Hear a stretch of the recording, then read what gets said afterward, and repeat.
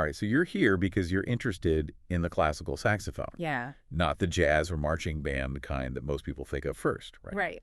Right. So your sources this time really focus on two major figures who helped make classical sax a thing. Okay. Sigurd Rascher and Marcel Mule. Hmm. So imagine an instrument struggling to be taken seriously in like the concert hall. Yeah. That's the sax's story. I see. And we're going to see how these two guys help change that. Okay. Fascinating. It's interesting how like the classical music world can be resistant to new sounds sometimes. It really is. You would think with it being invented in the 1840s, the saxophone would have just been like embraced immediately. Right. You know, after all, the inventor, Adolphe Sax, he envisioned it as this perfect bridge between like brass and woodwind instruments. Yeah, he had these huge ambitions for it. He did. But from what I'm seeing in these sources, early composers like Bizet and Massenet, they only gave it these really small roles. Huh. Almost like they were just testing it out. Exactly. They weren't ready to make it a star yet. Yeah. So what we're really looking at is how the saxophone went from those like experimental early days Right. to the respect that it has now in classical music. And that's where Rascher and Mule come in, right? Yes. What I found really interesting about Rascher was that he wasn't even a saxophonist at first. He was a clarinetist. Interesting. Makes you wonder, like, what made him switch to an instrument that wasn't even really accepted yet. Yeah, you really have to wonder about that. Well, the sources mention that he was just completely captivated by the sound of the saxophone. That makes sense. He believed it could be just as expressive as, like, the human voice. Wow. You know, capable of conveying all this deep emotion and nuance. Oh, that's beautiful. But wasn't it also his background on, like, the clarinet and piano that helped him become so good? Absolutely.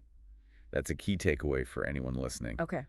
Having diverse skills can really give you an edge. And in Rascher's case, his mastery of other instruments, it just fed directly into his sax technique. It's like all those skills together created something special. He did. But it wasn't just talent, though, right? Right. He pushed the saxophone beyond what anyone thought it could do.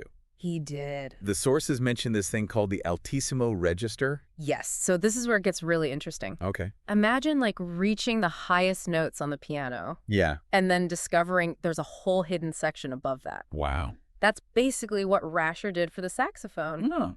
He unlocked these super high notes that nobody thought the instrument could make. That's incredible. It was completely groundbreaking. He even wrote a book about it. He did. Top Tones for the Saxophone. Right. That's still a go-to guide for serious saxophonists today, isn't it? It's practically a Bible for them. Wow. And when you listen to his recordings, Okay. especially the concertos by Ibert and Larsen, you hear more than just like high notes. Yeah. You hear artistry and emotion. It's proof that he was using this extended range to make like incredible music, not just show off. So he really wanted to make like beautiful music with the saxophone. He really did. He even founded a saxophone quartet to promote chamber music with it.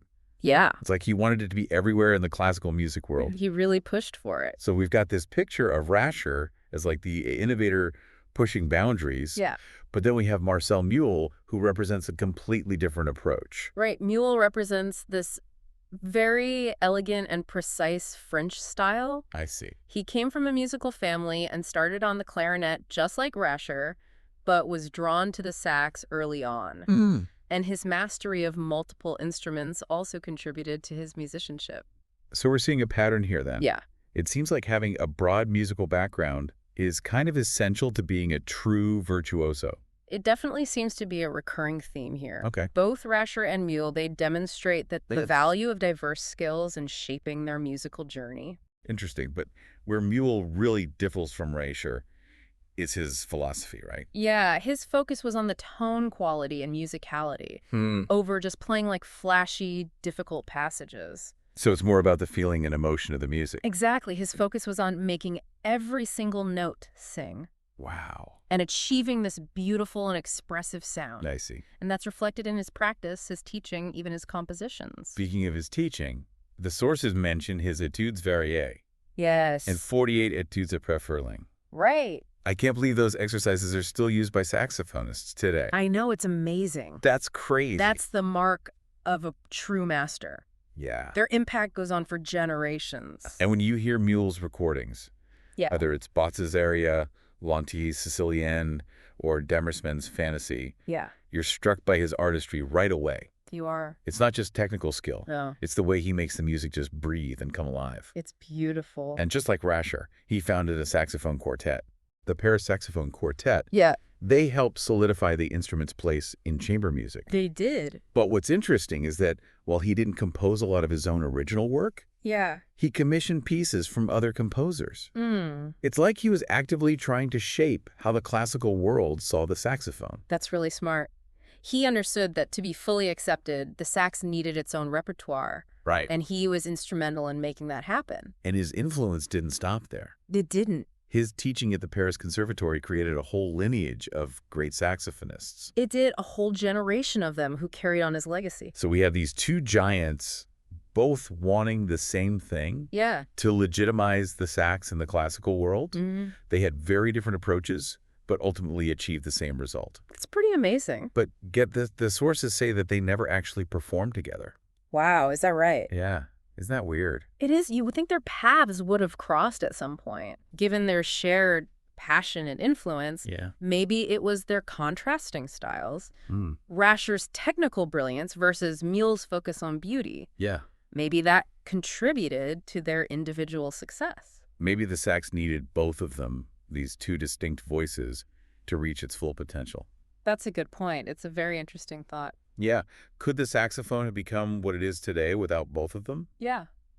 Their contrasting approaches suggest that maybe variety, not just individual brilliance, is key to changing how the world sees art. That's a really great point. Yeah, something to think about. It is, yeah. It makes you think, did their different styles create this perfect storm for change? Yeah. It's like each one brought something super important. And that speaks to something bigger than just these two musicians, doesn't it? It does. It's not always about one, solitary genius. Yeah. All right. Changing everything, sometimes it takes different perspectives, different approaches, Yeah. even conflicting ones to really push things forward. Totally. And that's what makes this whole deep dive so fascinating. Right. It's not just a history lesson. Yeah. It's a look at how, innovation happens. Yeah. And how art forms evolve. So what can we take away from all this? I mean, for you listening, what are the big lessons here? Okay. First off, both Rascher and Mule had incredible drive, right? Yeah. They believed in the saxophone when other people didn't. Right. And that passion is inspiring. It is. And they weren't afraid to challenge the norms. Yeah. They saw limitations and said, we can do better. And that willingness to push boundaries is crucial. It is to any kind of success. And remember how both of them were multi-talented? Yeah. They didn't just play saxophone. Right. They understood music from these multiple angles. Yeah. Makes you think about the value of a broad skill set. It really does. It ties back into what we were just saying about different perspectives. Right. If they had the exact same approach, would they have had the same impact? Maybe not. Their contrasting styles enriched the whole development of the saxophone. So how can you apply this to your own life? Yeah. Maybe it's about looking for inspiration in unexpected places. Yeah. Being open to ideas that challenge what you think you know. Exactly. Or discovering hidden talents you have. You never know how your skills might combine to create something new. That's true. And don't forget the simple joy of learning new stuff. Yeah. Rascher and Mule, they clearly loved what they did. Right. And that enthusiasm is contagious. Totally. It reminds us that exploring and pushing ourselves can be really rewarding. So if this has made you curious, why not keep exploring? Yeah. There's a whole world of classical saxophone music out there. There is. You could start with some of those recordings we mentioned. Okay. Rascher playing Ibert and Larsen, or Mule's interpretations of Bozza, Pontier and Demersman. Those are good starting points. Good places to start, yeah. And don't just stop there. No. Look into modern classical sax music. Yeah. See how these two guys continue to influence composers and performers. It's fascinating. Who knows? Maybe you'll even pick up a sax yourself. Yeah. The possibilities are endless. They are. I want to leave you with one last thought-provoking idea before we wrap up. Oh, I always love a good thought to chew on. Okay, so we talked about how their different approaches helped the saxophone become accepted. Right. But what if their personalities were a factor too? That's interesting. Yeah. Think about it. You have Rascher, Okay. this meticulous technician, Yeah. always pushing the limits of what's possible. And then you have Mule, the artist, Right. focused on beauty and expression. Yeah. It's almost like they balanced each other out. Like two sides of the same coin. Yeah. Two totally opposite forces working together. Exactly. Maybe that's a lesson we can all learn from. It is. It's not always about finding people who are just like us. Right. Sometimes it's about embracing those differences. Yeah. And recognizing that they can make us stronger. That might be their real legacy. Yeah. A reminder that real innovation comes from embracing diversity, Right. challenging what we think we know, Right. and being open to the unexpected. So as you go about your day, keep that in mind. Yeah. Look for those contrasts, the Yeah. unexpected connections, Mhm, things mhm. that seem opposite but might be working together. Who knows what you might discover? And it makes you wonder if that's true in all art forms, not just music. Now that's a compelling thought. Mhm. Could it be that a diversity of approaches, Yeah. even conflicting ones, is necessary for any art to thrive? Think about painting. Okay. You got like your meticulous realists, your abstract expressionists, your surrealists, Right. all pushing boundaries, but in their own way. Yeah. Could any one style have achieved that richness on its own? Good point. And literature. Right. Imagine if we only had epic fantasy Yeah. or only hard-boiled detective stories. It's the variety, the Yeah. clash of genres that Mhm. keeps things interesting. Exactly. It's like a healthy ecosystem needs biodiversity. Right. Art needs a mix of styles and philosophies. Yeah. Even personalities to keep evolving and stay fresh. That's a great analogy. It is. And it changes how we view those historical clashes between artists. Yeah. Maybe they weren't just rivalries, Right. but like essential parts of this larger creative process.